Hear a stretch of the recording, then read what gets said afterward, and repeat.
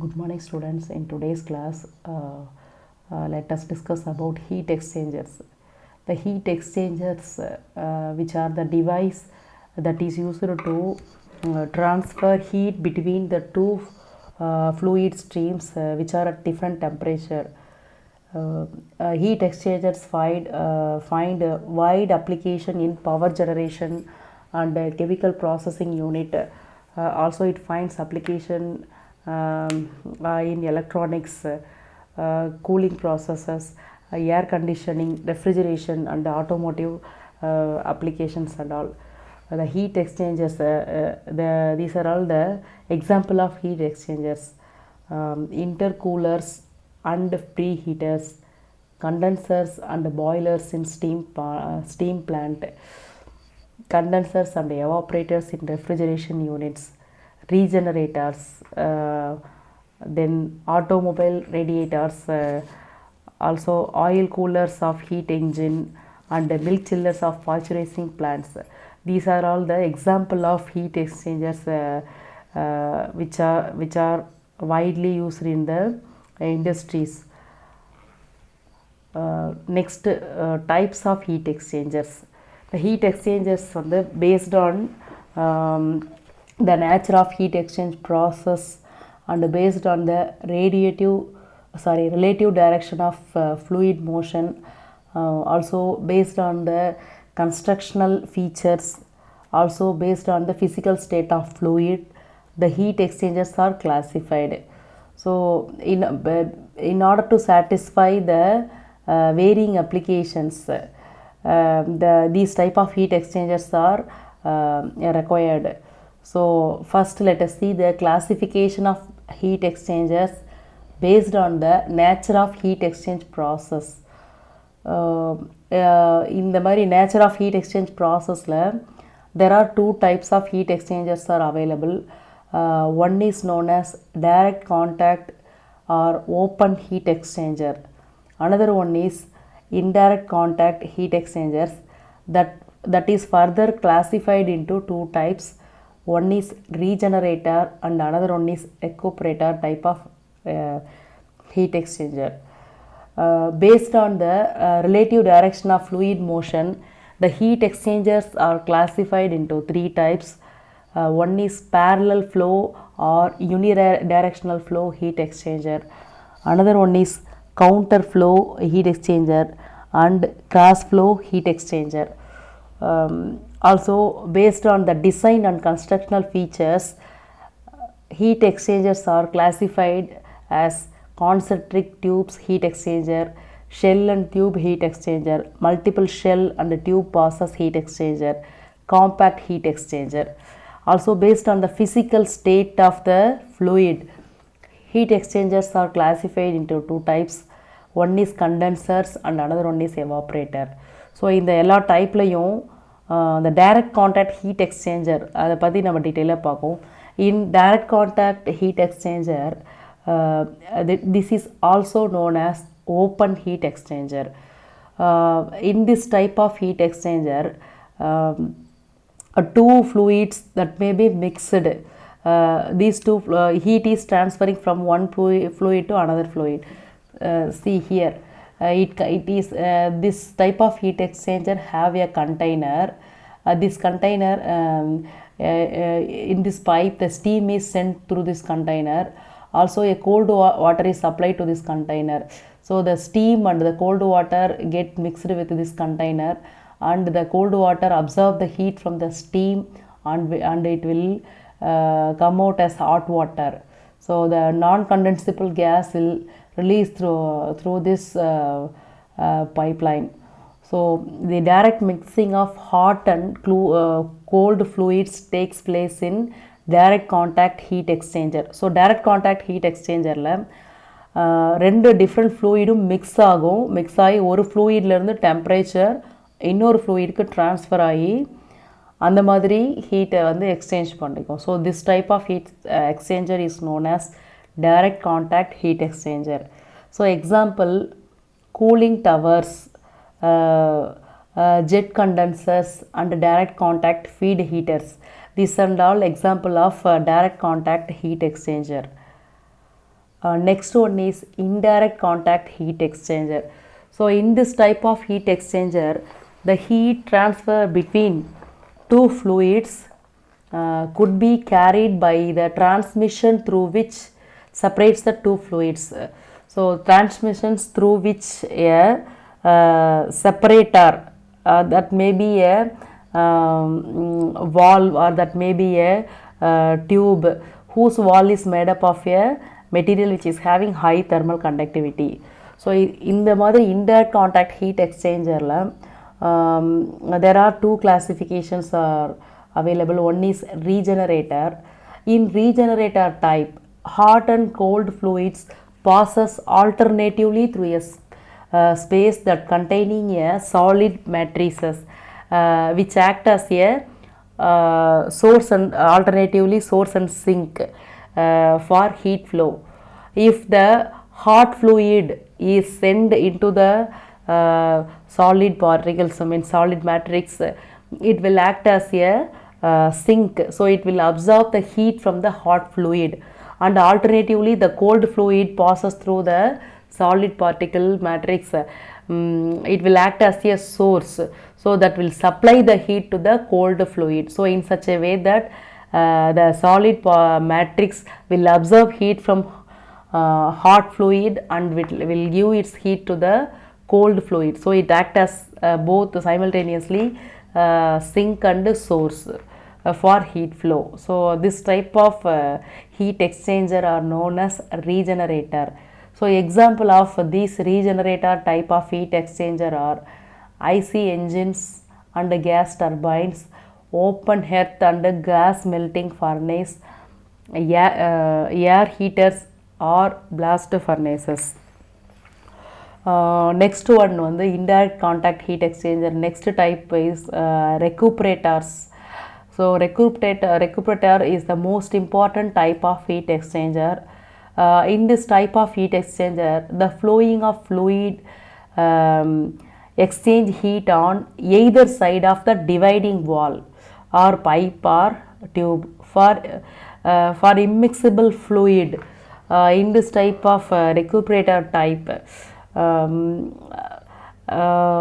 the heat from a liquid that is supplied to a pipe, through that pipe walls the heat is sucked from the liquid and it is transferred to the liquid that is outside the pipe wall. So in the recuperator type la ஒரு பைப்லைனுக்குள்ளே ஒரு fluid போயிட்டுருக்கும், அதை சுற்றி so அந்த pipeline will not leak that fluid, but that pipeline the pipe usually that is made up of metal, so metal is having high thermal conductivity, so that wall that will absorb the heat from the hot fluid and that will release the heat to the cold fluid that is surrounded over that fluid pipe. So in this type of recuperator type, the examples are automobile radiator, oil cooler, intercoolers, air preheaters, economizers,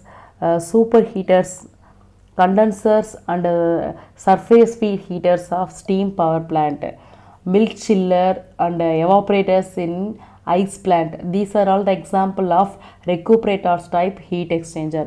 So in recuperator type, a dividing wall that may be a pipe or tube, so that will absorb the heat and that will transfer heat from the fluid that passes through the tube to the surrounding fluid that is relatively having the low temperature than the fluid that flows through the tube. So this type of heat exchanger is known as recuperator type. Next one is the process of refrigeration.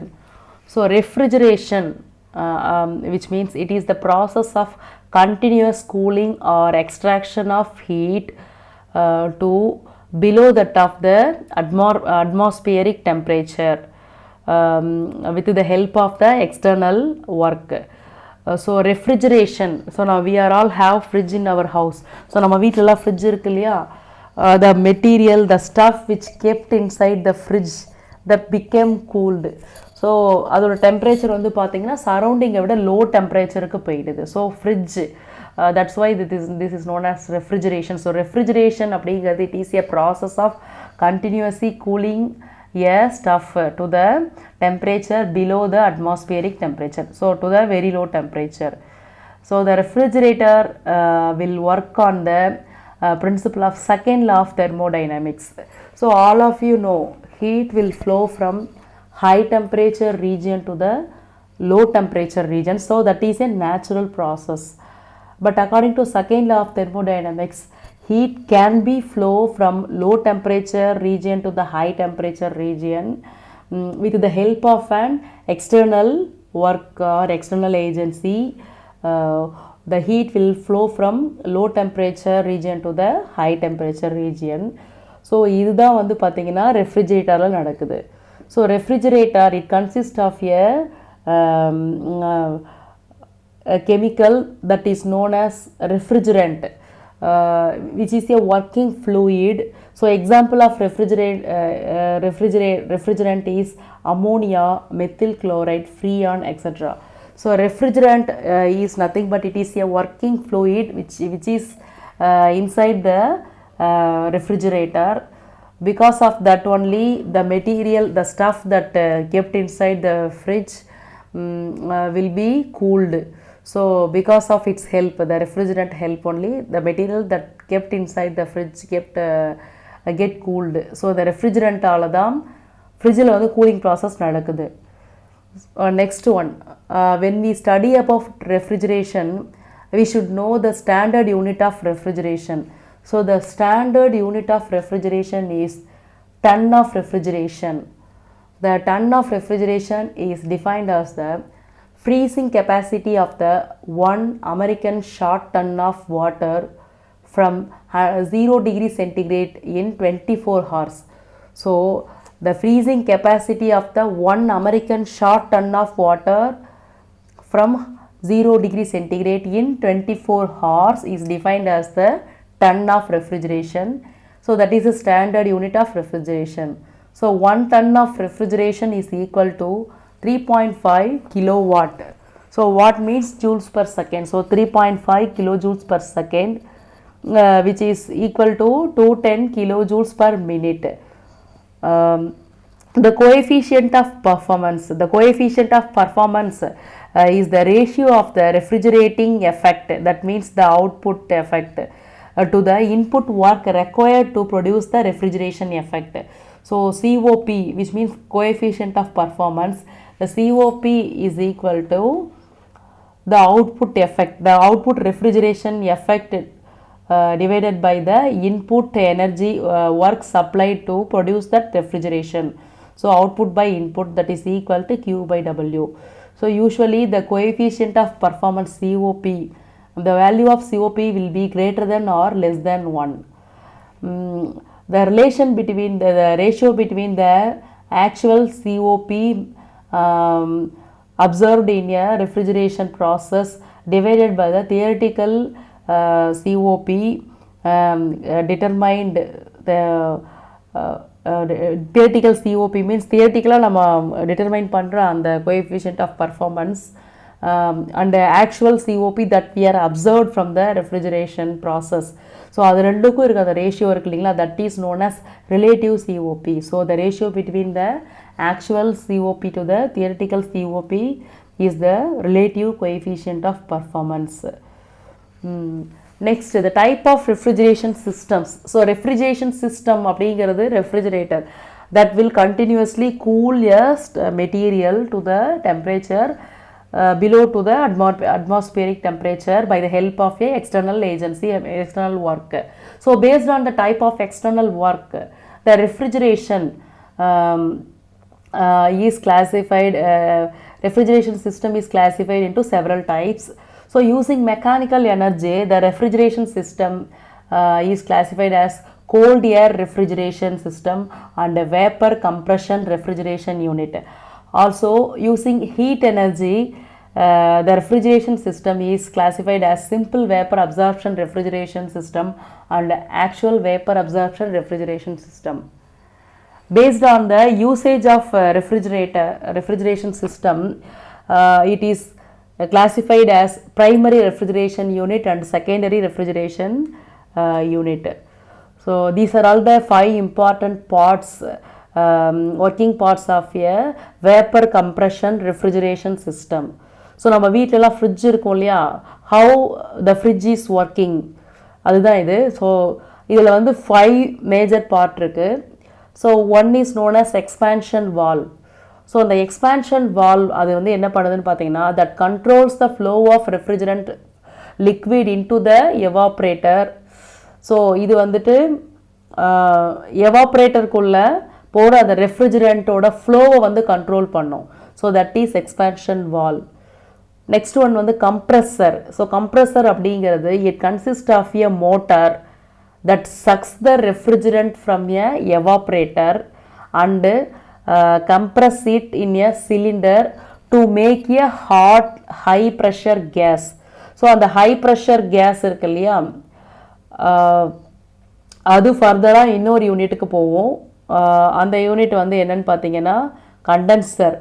So the condenser ஃபோர்த்தாக கொடுத்துருக்க பாருங்க. the condenser that consists of a coil set of tubes, coil set of tubes, so with the external fins which is located at the front side of the refrigerator.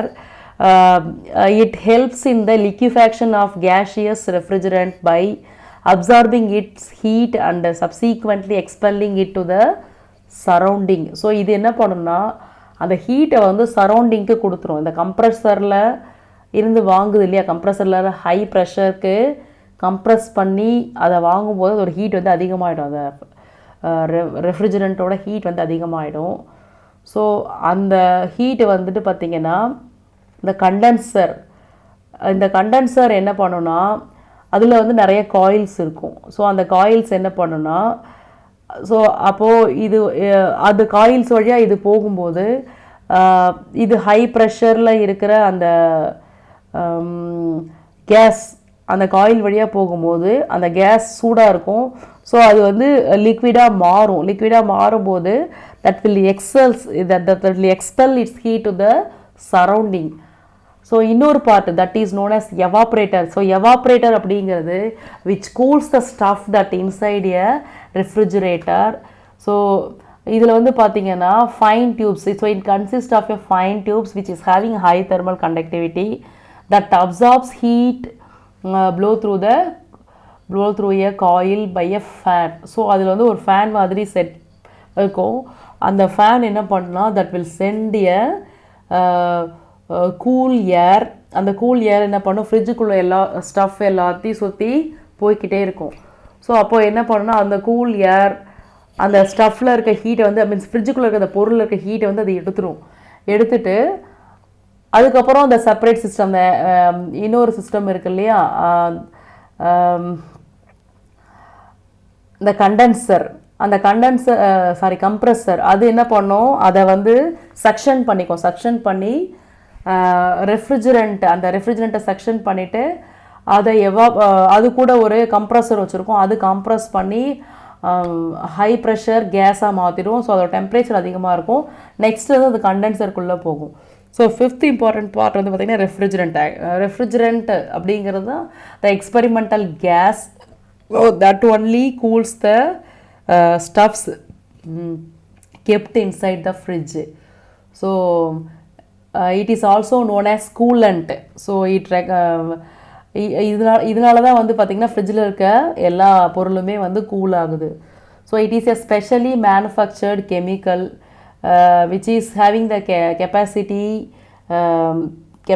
of being produce cooling while it is evaporated.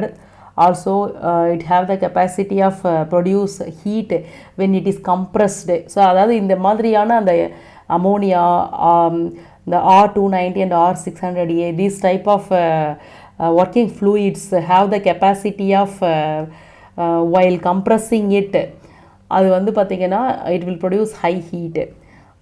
While evaporate means நம்ம வந்து ஒரு high ப்ரெஷர்லேருந்து low ப்ரெஷருக்கு evaporate பண்ணோன்னா அது அப்படியே ஆப்போசிட்டாக ஒரு temperature வந்து ரொம்ப குறைஞ்சு போயிடும்.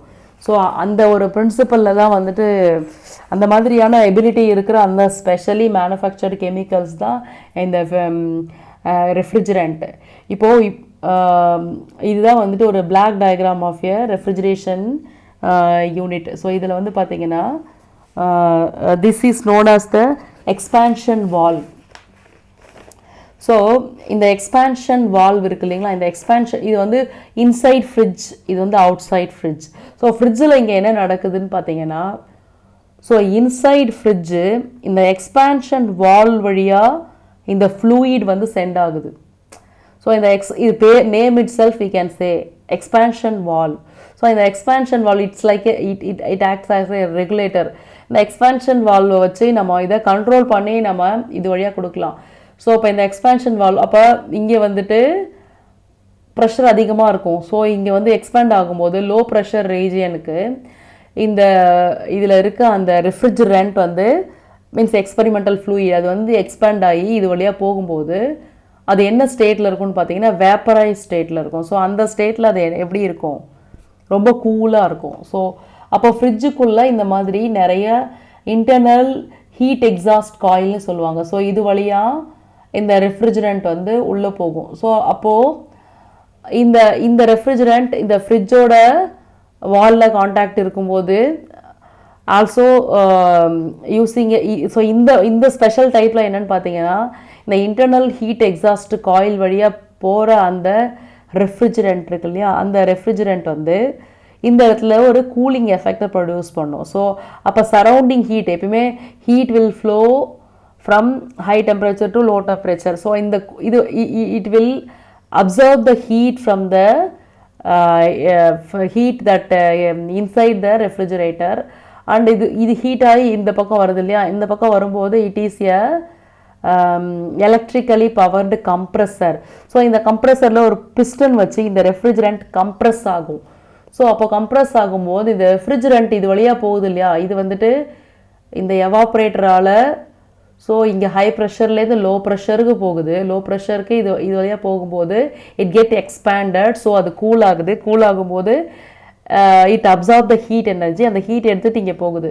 ஸோ இங்கே என்ன ஆகுதுன்னா இதோட ஹீட்டு இதுக்கு already the refrigerant is heated, ஏன்னா இது வழியாக சப்ளை ஆகுறதுனால இந்த ஹீட்டட் ரெஃப்ரிஜரண்ட் இந்த எலக்ட்ரிக்கலி பவர்டு கம்ப்ரஸருக்கு போகும்போது the compressor will act on that refrigerant, so that will compress the refrigerant, so its volume வந்து will be reduced. so ரொம்ப அதிகமாகவே ஒரு வால்யூம் ரெடியூஸ் ஆகும்போது ஹை ப்ரெஷர் அது வந்து ஹை ப்ரெஷர் கேஸாக மாறிடும். ஸோ அந்த ஹை ப்ரெஷர் கேஸ் வந்து இந்த பைப்லைன் வழியாக இது வந்து எக்ஸ்டர்னல் எக்ஸாஸ்ட் காயில் இந்த பைப்லைன் வழியாக எக்ஸ்பேண்ட் ஆகும்போது கண்டென்சேஷன் சொல்லுவாங்க. இந்த கண்டென்சேஷன் ப்ராசஸ் நடக்கும். அதாவது இந்த ஹை ப்ரெஷர் கேஸ் வந்து லிக்விடாக மாறும். ஸோ லிக்விடாக மாறி அப்போது அதில் இருக்க அந்த எக்ஸஸ் ஹீட்டை என்ன பண்ணும், அது லிக்விடாக மாறும்போது கேஷியஸ் ஸ்டேட்லேருந்து லிக்விடாக மாறும்போது ஆப்வியஸாக ஒரு டெம்பரேச்சர் வந்து குறையும். இந்த excess temperature should be given out expelled out to the surrounding. So அப்போது இது வழியாக அது பாஸ் ஆகி என்ன பண்ணும், அகெயின் லிக்விட் ரெஃப்ரிஜரண்ட்டாக இந்த எக்ஸ்பேன்ஷன் வால்வுக்கு வரும். ஸோ இந்த எக்ஸ்பேன்ஷன் வால்வ் அகெயின் இங்கே இன்னும் லோ ப்ரெஷர் ரீஜியனில் இதை எக்ஸ்பேண்ட் பண்ணும். ஸோ எக்ஸ்பேண்ட் பண்ணி திருப்பி இங்கே போகும்போது அகெயின் இது பார்த்திங்கன்னா ஒரு சைக்ளிக் ப்ராசஸாக. ஸோ இங்கே வரும்போது இது பேர் எவாப்ரேஷன் வால்வ். ஸோ இந்த எவாப்ரேட்டரில் வந்து இது ஒரு எக்ஸ்பேன்ஷன் வால்வ் இருக்கும். ஸோ இங்கே வர லிக்விட் ரெஃப்ரிஜரண்ட் இங்கே வந்துட்டு எக்ஸ்பேண்ட் ஆகி எவாப்ரேட் ஆகி கேஷியஸ் ஸ்டேட்டில் இதுக்குள்ளே போகும். ஸோ அப்போது அதோட டெம்பரேச்சர் வந்து ரொம்ப கம்மியான டெம்பரேச்சரில் இருக்கும். So that will sucks in the heat inside the refrigerator. அந்த ஹீட் அது சக் பண்ணும்போது அதோட டெம்பரேச்சர் இன்க்ரீஸ் ஆகும். அதுக்கப்புறம் that sent in to the electrically powered compressor. So இந்த compressor that undergone a high compression. So because of that its volume get reduced, it becomes a high pressure hot gas. So அந்த hot gas இது வழியாக உள்ளே வரும்போது இது external exchange coil. So it started to condense. So இங்கே விட இங்கே pressure கொஞ்சம் அதிகம் தான். ஸோ இங்கே வந்து கம்ப்ரஸ் பண்ணி ஹை ப்ரெஷர்லேருந்து இந்த வால்வ் வழியாக போகும்போது ஒரு ப்ரெஷர் ரெடியூஸ் ஆகி condensation process will occur. So இந்த கேஷியஸ் ஸ்டேட்டில் இருக்கிறது லிக்விட் ஸ்டேட்டில் இருக்க இது வழியாக பாஸ் ஆகி இங்கே வரத்துக்குள்ள ஸோ அது வந்து லிக்விட் ரெஃப்ரிஜரண்ட்டாக இங்கே வந்து ரீச் ஆகிடும். ஸோ அப்போது என்ன பண்ணணும்னா so during that process condensation process it will expel its heat to the surrounding. So இந்த மாதிரி இந்த ரெஃப்ரிஜரண்ட் இதுக்குள்ளே சர்க்குலேட் ஆகி ஹீட்டை சக் பண்ணிவிட்டு வெளில வந்து ரிஜெக்ட் பண்ணிடும். ஸோ இந்த மாதிரி சிஸ்டம் தான் ரெஃப்ரிஜரேஷன் யூனிட்டில் ஒர்க் ஆகுது. ஸோ நெக்ஸ்ட்டு டிவைஸ் என்னென்னு பார்த்தீங்கன்னா ஓவன். ஸோ ஓவன் நம்ம வீட்டில் அடுப்பு ஸ்டவ்னு சொல்கிறோம் இல்லையா. ஸோ ஓவன் அப்படிங்கிறது it is a thermally insulated chamber that is used for heating. Also it is used for the purpose of baking, drying of a substance. So it is used for the purpose of cooking too. So இந்த cleanse அப்படின்னு சொல்லுவாங்க. Cleanse அப்படிங்கிறது ஒன்றும் இல்லை, இந்த செங்கல் பானை பாட்ரின்னா அந்த பானைலாம் செய்கிறாங்களே. ஸோ அந்த இடத்துல ஒரு ஸ்பெஷல் ஃபர்னேஸ் இருக்கும். அதில் வந்து பார்த்திங்கன்னா அதுவும் வந்து ஃபர்னேஸ் சொல்ல முடியாது, இந்த கிளின்ஸ்ன்னு சொல்லுவாங்க. அந்த பானையெல்லாம் அடுக்கி வச்சுட்டு அதில் எல்லா கேப்லேயும் பார்த்தீங்கன்னா இதை போட்டுட்டு அதில் நெருப்பு அப்படியே ஒரு பர்டிகுலர் டெம்பரேச்சர் ரொம்ப நேரத்துக்கு மெயின்டைன் ஆகிற மாதிரியே வச்சுருப்பாங்க. ஸோ அதை கிளின்ஸ் அப்படின்னு சொல்லுவாங்க. இந்த கிளின்ஸ் அப்படின்னு சொல்லுவாங்க கிளின். அண்டு ஃபர்னேஸ் அப்படிங்கிறது ஜென்ரலாக மெட்டலில் வந்துட்டு உருக்கி அதுலேருந்து இது பண்ணுறாங்க இல்லையா, ஷேப்ஸ்லாம் செய்கிறாங்க இல்லையா, அந்த மாதிரி தான் ஃபர்னேஸ் அப்படின்னு சொல்லுவாங்க. ஸோ இது எல்லாமே ஓவனோட கேட்டகரி தான். ஸோ ஓவன் அப்படிங்கிறது it is a thermally insulated chamber that is used for heating, baking, drying, also for cooking. இந்த ஓவன் வந்து பார்த்திங்கன்னா நிறைய டைப்ஸ் இருக்குது. அதில் வந்து பார்த்திங்கன்னா double oven, ceramic oven, gas oven, microwave oven, toaster oven and hot air oven. So these are all the different type of oven. So நீங்கள் வந்துட்டு உங்கள் சிலபஸில் you have hot air oven. So ஒரே ஒரு எக்ஸாம்பிள் நம்ம தெரிஞ்சுக்கிறோம். Hot air oven அப்படிங்கிறது that is widely used in medical product industry. யூஸ்வலாக பார்த்தீங்கன்னா இந்த கிளாஸ் வேர்ஸ் இந்த மாதிரியான வேர்ஸ் எல்லாம் வந்து ஸ்டிரைல் பண்ணுறதுக்காக இந்த ஹாட் ஏர் ஓவன்ஸ் யூஸ் பண்ணுவாங்க. அதுமாதிரி ரப்பர் இண்டஸ்ட்ரியிலையும் ஹாட் ஏர் ஓவன்ஸ் யூஸ் ஆகுது. ஸோ இதில் வந்து பார்த்திங்கன்னா ட்ரை ஹீட் வந்து that is used for the process of sterilization. So இதோட operating temperature lies in the range of 50 degree centigrade to 250 degree centigrade. இந்த ஹாட் ஏர் ஓவன் வந்து that is also known as the thermostat that controls the temperature. So இந்த hot air oven கூட that is attached with a digital panel to control the temperature digitally. So இப்போலாம் hot air oven வந்து டிஜிட்டலாகவும் operate பண்ணுற மாதிரி வந்துருச்சு. So இது வந்துட்டு I have taken this from Mani book. அதுலேருந்து இந்த ஜஸ்ட்டு இந்த simple hot air oven. So இதில் வந்து பார்த்திங்கன்னா ஒரு காப்பர் பேஸ் இருக்கும். அந்த காப்பர் அப்படிங்கிறது ஹைலி கண்டக்டிவ், அது வந்து நல்லாவே ஹீட்டை வந்து கண்டக்ட் பண்ணும். ஸோ இதில் வந்துட்டு அந்த காப்பர் பேஸ் வந்து கவர்டு வித் எ ஆஸ்பெலாஸ் ஷீட். ஆஸ்பெலாஸ் ஷீட்டுங்கிறது ஒன்றும் இல்லை, அது வந்துட்டு heat thermal insulating material. So இது வந்து இதில் ஒரு டோர் வச்சுருப்பாங்க. That is mount on a 4-legged stand. இதோட ரூஃபில் வந்து பார்த்திங்கன்னா ஒரு ஹோல் இருக்கும். ஸோ நம்ம அது வழியாக தெர்மாமீட்டர் இன்செர்ட் பண்ணி we can check the temperature of the oven. So இதில் 2 பிளேட்ஸ் இருக்கும். ஸோ அந்த பிளேட்ஸில் எதை நம்ம இந்த ஸ்டிரைல் பண்ண வேண்டிய அந்த கிளாஸ் வேர்ஸ் இருக்கு இல்லையா, அது எல்லாமே ஒரு ப்ரௌன் ரேப்பர் ஷீட் வச்சு கவர் பண்ணிவிட்டு அதுக்குள்ளே வந்துட்டு அடுக்கி வச்சுருவாங்க. அடுக்கி வச்சுட்டு பார்த்திங்கன்னா அதுக்குள்ளே நிறைய போர்ஸ் இருக்கும். ஸோ அது வழியாக அதில் டர்போ ப்ளோவர் இருக்குது இல்லைங்களா, அந்த டர்போ ப்ளோவர் அப்படிங்கிறது ஹாட் ஏரை அது கூட ஒரு மோட்டார் அட்டாச் ஆகிருக்கும். ஸோ அது சுத்த அந்த ஹாட் ஏர் என்ன பண்ணோன்னா அது சைடு வால்ஸில் இருக்க அந்த போரஸ் வழியாக என்ன ஆகும்னா சர்க்குலேட் ஆகிக்கிட்டே இருக்கும். ஸோ இதை என்ன பண்ணுவாங்கன்னா யூஸ்வலாக நிறைய இண்டஸ்ட்ரியில் கிளாஸ் வேர், இந்த பெட்டி டிஷ், இந்த மாதிரியான பிப்பெட்ஸ், இந்த மாதிரியான கிளாஸ்வேர்ஸ் எல்லாமே ஸ்டிரைல் பண்ணுறதுக்காக தான் இந்த மாதிரி type of hot air ovens use பண்ணுவாங்க. ஸோ அதெல்லாம் வந்து ஃபஸ்ட்டு வெட் ஃப்ரீயாக அதை தொடச்சிடணும், ஈரம் இல்லாமல் அதை தொடச்சிட்டு that should be covered with a brown wrapper sheet. அதுக்கப்புறமா அதை கொண்டு இந்த ஓவனுக்குள்ளே வச்சு க்ளோஸ் பண்ணிவிட்டு the temperature of the oven வந்து should be set to the desired value. So அதுக்கப்புறம் என்ன பண்ணோம், in that particular temperature that is kept for a half an hour or more. So எவ்வளோ நேரம் வேணுமோ அவ்வளோ நேரம் அதை வந்துட்டு ஒரு ஸ்டெடி ஸ்டேட்டில் வச்சுருப்பாங்க. So in such a way that the glassware that is kept inside a hot air oven become steriled. So இதோட அட்வான்டேஜ் பார்த்தீங்கன்னா இட் கில்ஸ் பேக்டீரியா. அதே மாதிரி இது வந்து பார்த்திங்கன்னா it does not leave any chemical residue. அதே மாதிரி அந்த ஈரப்பதம் இல்லாமல் பார்த்துக்கும். So it will remove the wet pack problems in humid climates. So இதை என்ன சொல்லுது, நல்லா ஈரப்பதமான நேரத்தில் வந்துட்டு எல்லாத்து மேலேயும் ஒரு மாதிரி தண்ணி மாதிரி வருது இல்லையா, அதெல்லாம் வந்துட்டு இந்த மாதிரி ஸ்டெரைல் பண்ணால் அந்த கிளாஸ்வேர் மேலே இந்த மாதிரி வெட் பேக்ஸ் வந்து வராது. இதோட டிஸ்அட்வான்டேஜ் பார்த்தீங்க அப்படின்னா இந்த பிளாஸ்டிக் அண்ட் ரப்பர் ஐட்டம்ஸ் வந்து cannot be dry heat steriled. So இதோட டெம்பரேச்சர் ரேஞ்சு 160 to 170 டிகிரி சென்டிகிரேட். ஸோ அந்த மாதிரி மெட்டீரியல்லாம் மெல்ட் ஆகிடும். ஸோ அதெல்லாம் வந்து இதை யூஸ் பண்ணுறது கொஞ்சம் கஷ்டம். அதே மாதிரி இந்த ட்ரை ஹீட் வந்து பார்த்திங்கன்னா that penetrates the material slowly and unevenly. அதாவது இந்த ஹீட்டோட பெனிட்ரேஷன் இருக்குது இல்லைங்களா, அது வந்துட்டு எல்லா இடத்துலையும் இப்போ ஸ்டெடி ஸ்டேட் நம்ம ஏன் ரொம்ப நேரம் ரீச் பண்ணுறோம் அப்படின்னா கொஞ்சமாக தான் அதில் எல்லா இடத்துலையும் ஈவன் டெம்பரேச்சர் ரீச் பண்ணுறதுக்கு எடுத்துக்குது. ஸோ அது வந்து கொஞ்சம் ஸ்லோ ப்ராசஸ். அது வந்து அதோட ஒரு disadvantage.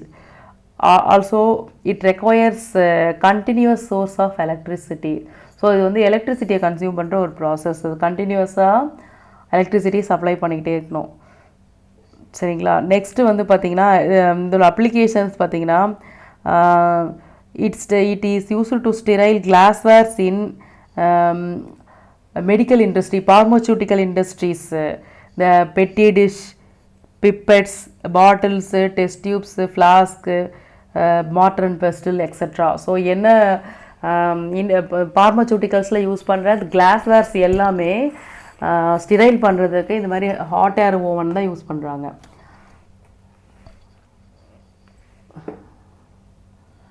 Next one is solar power. So solar நம்ம எல்லாருக்குமே தெரியும், சன்லைட்டை தான் நம்ம என்ன சொல்கிறோம், சோலார் எனர்ஜின்னு சொல்கிறோம். So that heat energy obtained from the sunlight is known as the solar power. So இதுலேயும் வந்துட்டு சன்லைட் அப்படிங்கிறது it consist of 7 different rays. So starting from gamma rays. So gamma rays, X rays, UV rays, visible light, infrared, அதுக்கப்புறம் microwaves, radio waves. So I think எல்லாத்தையும் கரெக்டாக சொல்லிட்டேன்னு நினைக்கிறேன். Gamma rays, X rays, UV, visible, IR, microwaves, radio waves. So மொத்தம் 7 different race இருக்குது. But அதில் அந்த 7ல் வந்து பார்த்திங்கன்னா infrared radiation falls on a material that will increase the temperature of the material. So ஒரு ஆப்ஜெக்ட் மேலே சன்லைட் படும்போது அதில் இருக்க ஐஆர் ரேடியேஷன் இருக்குது இல்லைங்களா, அதுதான் அந்த ஆப்ஜெக்டோட டெம்பரேச்சரை இன்க்ரீஸ் பண்ணும். So IR radiation falls on an object that produce heat. So as a result the temperature get increased. So solar constant, நம்ம இதை பற்றி படிக்கணும்னா first we should know what is solar constant. So every square meter of earth upper atmosphere. So நம்ம எர்த்தோட upper surface of earth நான் சொல்ல வரல, எர்த்தோட அட்மாஸ்பியரோட upper surface. So every square metre of earth's upper atmosphere receives 1.36 kilojoule of energy per second. So this is only 47% of the sunlight. So அதில் வந்து பார்த்திங்கன்னா 0.65 மீன்ஸ் 47%, அதாவது எர்த்தோட அட்மாஸ்பியரில் 1.36 kilogram of energy per second படுது, sorry kilo joule of energy per second fall ஆனாலுமே only 45%, that means 0.65 kilojoule of solar energy reaches the every square meter of earth surface. So that is known as the solar constant. அதாவது 1.36 kilojoule இருக்குல்லையா, அதுதான் solar constant சொல்லுவோம். So the every square meter of earth upper atmospheric receives 1.36 kilojoule energy per second, that is known as solar constant. Next harnessing of solar energy. Solar energy harnessing அப்படிங்கிறது ஒன்றும் இல்லை, நம்ம எப்படி வந்து solar எனர்ஜியை எடுக்கிறோம், utilise பண்ணுறோம் அப்படிங்கிறது தான். The solar energy that falls on earth is very much diffused and scattered. So இப்போ சன்லைட் வந்து தட் ஃபால்ஸ் ஆன் எர்த் அப்படின்னா நிறையா லைட் வந்து ஃபஸ்ட்டு ஸ்கேட்டர் ஆகும், அதனால தான் sky looks blue colour, that and all we know. அதேமாரி அந்த மேலே சோலார் எனர்ஜிங்கிறது அட்மாஸ்பியரில் டிஃப்யூஸ் ஆகும்போது that produce scattering. So energy will be observed by the gases that present in the atmosphere and all that will happen. So in order to use it, we should collect and concentrate it. So we have to collect the solar energy. அப்போ தான் நம்ம என்ன பண்ண முடியும், அதுலேருந்து ஃபர்தராக we can take the energy. So energy மற்ற எனர்ஜியாக கன்வெர்ட் பண்ணி நம்ம யூஸ் பண்ண முடியும். ஸோ இதில் வந்து 2 விதமான ஹார்னஸிங் இருக்குது. ஒன்று வந்து direct harnessing and indirect harnessing. So இந்த டைரக்ட் ஹார்னஸிங் அப்படிங்கிறது என்னென்னா, the solar energy is either directly collected as heat. So டைரெக்டாகவே ஹீட்டாக கலெக்ட் ஆகும். சோலார் எனர்ஜியில் இருக்க ஹீட் டைரெக்டாகவே ஹீட்டாக கலெக்ட் ஆகும். அது எதுலன்னு பார்த்தீங்கன்னா சோலார் குக்கரில், சோலார் வாட்டர் ஹீட்டரில், அதே மாதிரி ஸோ சோலார் செல்லில் பார்த்தீங்கன்னா டைரெக்டாகவே அது எலக்ட்ரிசிட்டியாக கன்வெர்ட் ஆகும் சோலார் செல்லில். ஸோ இதெல்லாம் வந்து டைரக்ட் யூஸ் ஆஃப் ஹார்னஸிங். இன்னொன்று indirect use of harnessing. So நம்ம வந்து வி ஆர் ஈட்டிங் பயோமாஸ், நம்ம சாப்பிட்றோம் இல்லையா, பிளான்ட்ஸு, வெஜிடபிள்ஸு, இதெல்லாம் எப்படி வருது, இதோட ஆரிஜின் என்ன அப்படின்னு பார்த்தீங்கன்னா, அந்த plant starting from its baby young plant ஆகி அது சீட்லிங்லேருந்து அதுக்கு எப்படி வந்துட்டு மண் தேவையோ தண்ணி தேவையோ அதே மாதிரி இட் ரெக்வயர்ஸ் சன்லைட் இல்லைன்னா எந்த செடியுமே வளராது. ஸோ அப்போது அந்த இடத்துல நம்ம அந்த பயோமாஸ் யூஸ் பண்ணுறோன்னா அது வந்து indirect harnessing of solar energy தான். So the converting solar energy in chemical energy in plants. So photosynthesis அப்படின்னு சொல்லுவோம். நமக்கு தெரியும், பகல் நேரத்தில் சூரிய வெளிச்சத்தை எடுத்துகிட்டு plant is preparing its food, ஸ்டார்ச்சை வந்து ப்ரிப்பேர் பண்ணிக்கும். ஸோ நம்ம என்ன பண்ணுறோம், சிம்பிளாக அந்த பிளான்ட்டை கட் பண்ணி கொண்டு வந்து, இல்லை அதோட வெஜிடபிள்ஸை கட் பண்ணி கொண்டு வந்து நம்ம யூஸ் பண்ணிக்கிறோம். அது அப்போ சன்லைட்டாக அது அந்த ஃபார்மில் யூஸ் பண்ணிக்குது, அது இன்டைரக்ட் ஹார்னஸிங். அதே மாதிரி ஹார்னஸிங் த எனர்ஜி ஆஃப் விண்டு. இப்போ விண்டு எப்படி ப்ளோ ஆகுது அப்படின்னு பார்த்தீங்கன்னா, இப்போ சன்லைட் வந்து படுது இல்லையா, அப்போது வந்துட்டு எல்லா இடத்துலையும் இருக்கிற ஏர் தான் ஹீட் ஆகும். ஸோ அப்போது அந்த ஏர் ஹீட் ஆகும்போது ஒரு சில இடத்துல அது டிபெண்ட்ஸ் ஆன் த ரீஜியன், அங்கே வந்துட்டு ஏர் ப்ரெஷர் அதிகமாக இருக்கலாம். ஸோ அங்கே ஹீட் அப்சர்வ் பண்ணுறது அதிகமாக இருக்கலாம். ஸோ அப்போது டெம்பரேச்சர் வேரியேஷன்ஸ் வந்து அட்மாஸ்பியரில் இருக்கும். அப்போது அந்த டெம்பரேச்சர் வேரியேஷன் இருந்துச்சுனாலே ஹை டெம்பரேச்சர் இருக்கிற இடத்துல டென்சிட்டி கம்மியாகவும், லோ டெம்பரேச்சர் இருக்கிற இடத்துல டென்சிட்டி அதிகமாகவும் இருக்கும். ஸோ அப்போது அது ஈக்குவலைஸ் பண்ணுறதுக்கு என்ன பண்ணும், மாறி மாறி விண்டு வந்து ப்ளூ ஆகிட்டே இருக்கும். ஸோ அப்போது ஹார்னஸிங் த எனர்ஜி ஆஃப் விண்டுங்கிறதுமே indirect harnessing of solar energy தான். அதே மாதிரி utilising the energy of sea waves. So sea வேவ்ஸும் அப்படி தான், அதுவுமே indirect harnessing of solar energy தான். ஸோ டைடல் வேவ்ஸ் சொல்கிறோம் இல்லையா, டைடல் வேவ்ஸுமே indirect harnessing of solar energy. அதே மாதிரி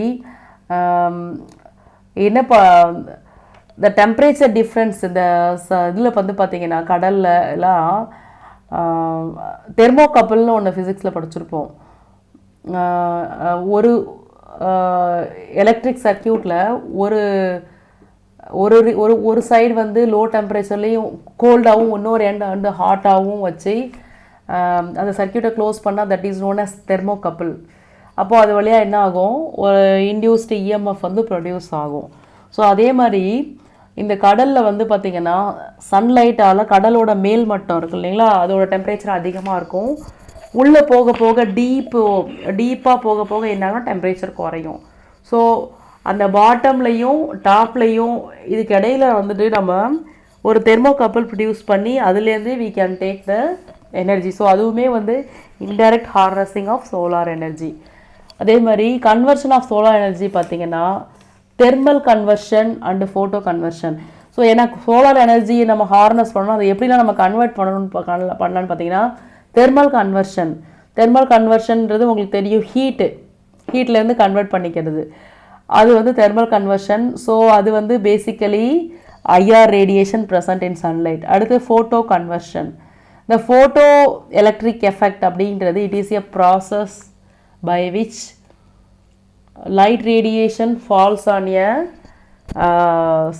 metal surface. என்ன ஆகும்னா அந்த மெட்டல் சர்ஃபேஸ் வந்து electron is ejected. That ejected electron வந்து that will pass through and it will produce a current. So அந்த மாதிரி இதில் வந்துட்டு based on that type of movement of electron, so அதுலேருந்து photo voltaic cell, photo conductive cell இதெல்லாமே வந்துட்டு work ஆகுது. So அந்த மாதிரி சோலார் எனர்ஜி அப்படிங்கிறது based on the conversion of solar energy photo conversion சொல்லுவாங்க. So photo electric effect base பண்ணி solar energy எடுக்கலாம். ஸோ இதில் நம்ம சோலார் வாட்டர் ஹீட்டர் பார்க்குறோம். சோலார் ஜஸ்ட் அதோட அப்ளிகேஷன்ஸில் ஒன்று solar water heater. Solar water heater வந்து பார்த்திங்கன்னா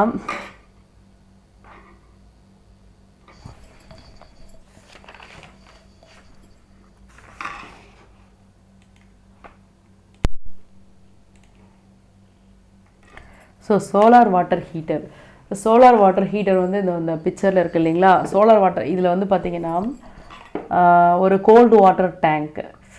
இந்த கோல்டு வாட்டர் டேங்க்லேருந்து வாட்டர் வந்து ஒரு பைப்லைன் வழியாக வந்து இந்த இதை வந்து சோலார்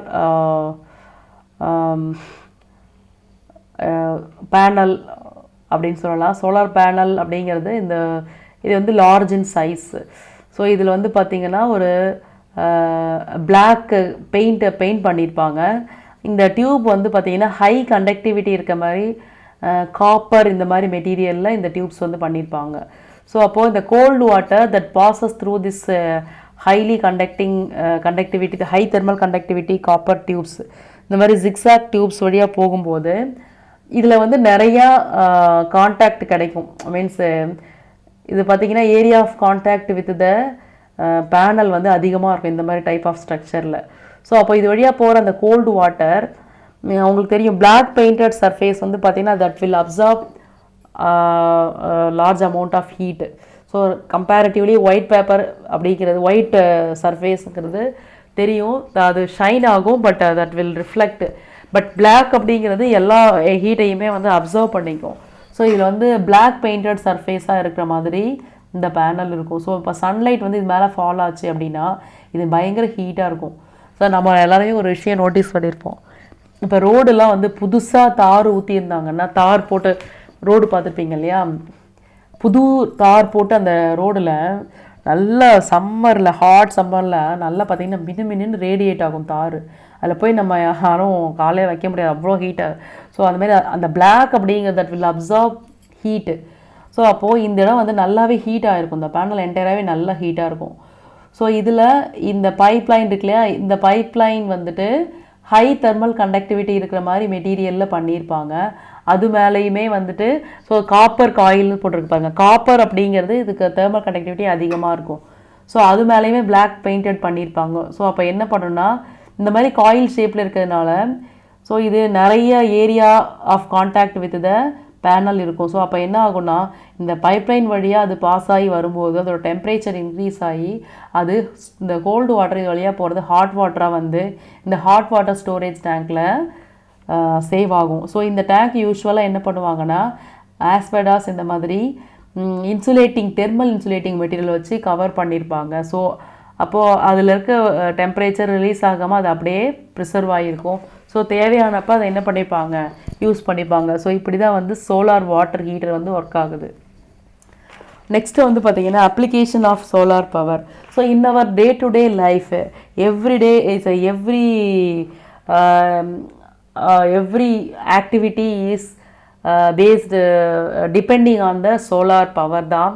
பட் இருந்தாலும் ஜஸ்ட் அப்ளிகேஷனாக பார்க்கும்போது இதெல்லாம் ஒன்று வந்து ட்ரெடிஷ்னல் யூஸ். நம்ம வந்து பாரம்பரியமாக என்ன பண்ணுவோம், நம்ம வீட்டில் drying clothes, drying fruits, vegetables, nuts, pulses and cereals.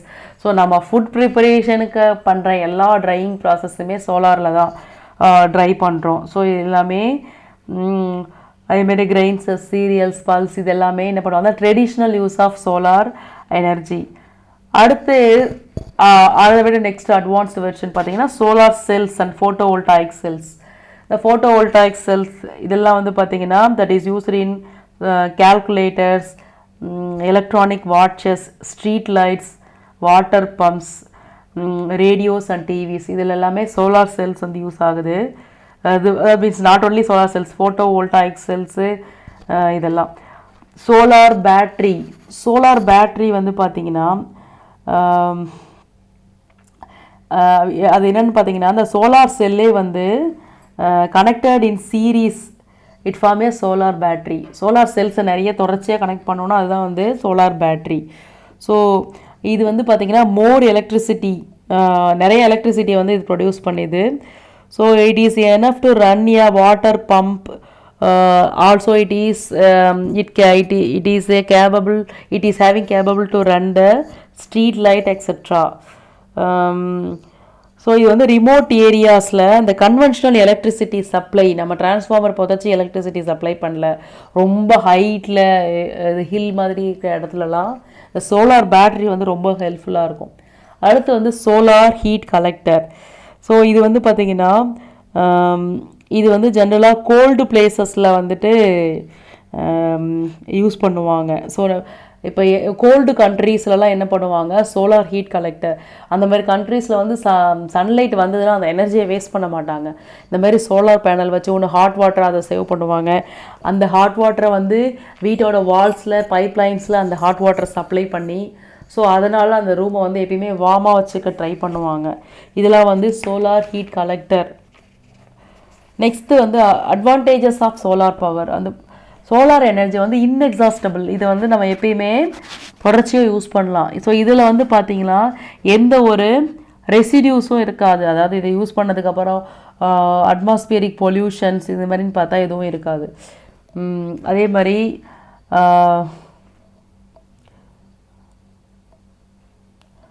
So நிறைய சோலார் பேனல் வந்து பார்த்திங்கன்னா ஈஸியாகவே வந்துட்டு ப்ரொடியூஸ் பண்ணிடலாம். ஸோ அது வந்து ஒரு அட்வான்டேஜ். இது வந்து environmental friendly. So solar energy வந்து பார்த்திங்கன்னா தட் இஸ் ஹார்ம்லெஸ்.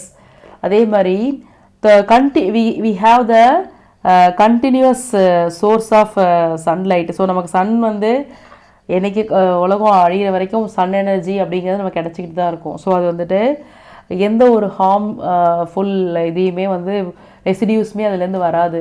இப்போ எக்ஸாம்பிள் நம்ம ஏதாவது பொல்யூஷன்ஸ், ஏர் பொல்யூஷன்ஸோ இல்லை அட்மாஸ்பியரிக் பொல்யூஷன்ஸோ எல்லாம் வந்து பார்த்திங்கன்னா இந்த சோலார் எனர்ஜிலேருந்து வராது. ஸோ அது வந்து ஒரு என்விரான்மெண்டல் ஃப்ரெண்ட்லி எனர்ஜி தான்.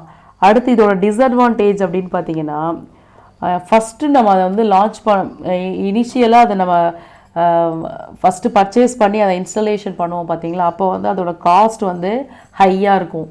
But once we have installed அப்படின்னா அதை வந்துட்டு மெயின்டெனன்ஸ் வந்து அதுக்கு வந்து கம்மியாக தான் ஆகும். ஸோ அது வந்து அதுலேயும் அது ஒரு ப்ளஸ்ஸாக தான் இருக்குது. அதே மாதிரி பட் சம்டைம்ஸ் வெதர் வந்து நமக்கு கை கொடுக்கல அப்படின்னா அந்த சமயத்தில் நம்ம என்ன பண்ண முடியாது, இந்த சோலார் எனர்ஜியை யூஸ் பண்ண முடியாது. ஸோ வந்து அப்போ வெதர் பேஸ்டு ஒரு இதுதான் அந்த சோலார் எனர்ஜி யூஸ் பண்ணுற டிவைஸ். சப்போஸ் வந்துட்டு due to rain or due to cold weather நம்ம வந்துட்டு சோலார் ஹீட்டரையோ இல்லை அதையோ அந்த சோலார் பேட்ரியையோ யூஸ் பண்ணுறது கொஞ்சம் சேலஞ்சஸாக இருக்கும். ஸோ இவ்வளோ தான். இதோட உங்களுக்கு வந்துட்டு சோலார் எனர்ஜி முடிஞ்சுது. ஸோ இதோட உங்களுக்கு யூனிட் 3 வந்து ஓவர் ஆகிடுச்சு. மீதி வந்து யூனிட் 4 அதை நான் நெக்ஸ்ட்டு கிளாஸில் கண்டினியூ பண்ணுறேன். Thank you students.